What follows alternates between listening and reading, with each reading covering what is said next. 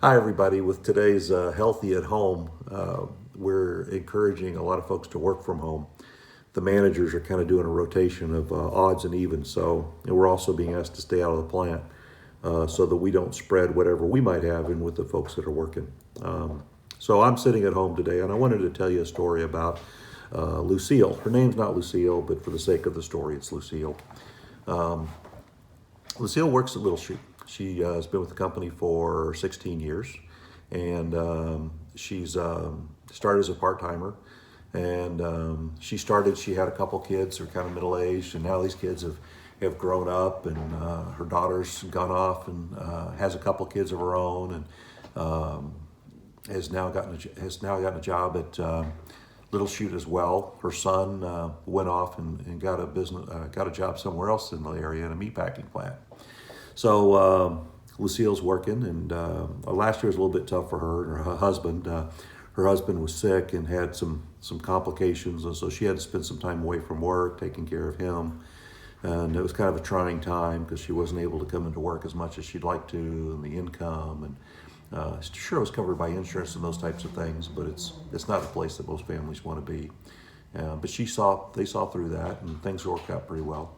And then this year, of course, with COVID coming in, it's been a little bit more traumatic. Lucille's has one of these high risk categories, so knowing that, the company sat down and said, "Hey, you're high risk. It's better that you stay at home.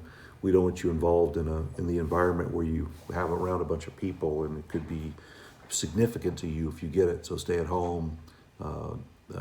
Don't go out in public, and so on and so forth." Well. Lucille and her family are pretty close, and so on the weekends, Lucille still gets together. They get together with families and eat together on Sundays or Saturdays and that type of thing, barbecue. She's seen her son and ended up picking up we're guessing the coronavirus from him. And so last Wednesday, she came down with some symptoms and was tested on Friday, and indeed came back positive on Sunday. Her daughter called up Monday and said, "Hey, my mom's was tested on Friday, and now I'm not feeling too well, so maybe I'm going to get tested too." And so she was told to stay at home.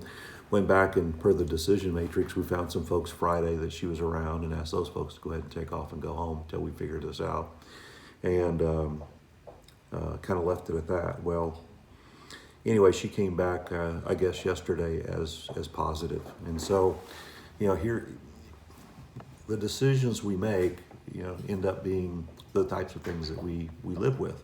And now we know that if we follow the policies, the rules, the process, and we don't see people at home, we don't mix up with people at home, have people, friends and that type of thing come over, we're much safer. In this particular case, her son family came over, and her son worked at the meatpacking plant, and they have a higher percentage chance, and she's got it from them. So and now potentially her daughter has been in the plant, and maybe has given it to other people. So the thing to do with this COVID is to Andy Brashear is saying wear face masks as of the 11th of April or May. Let's go ahead and start wearing them now.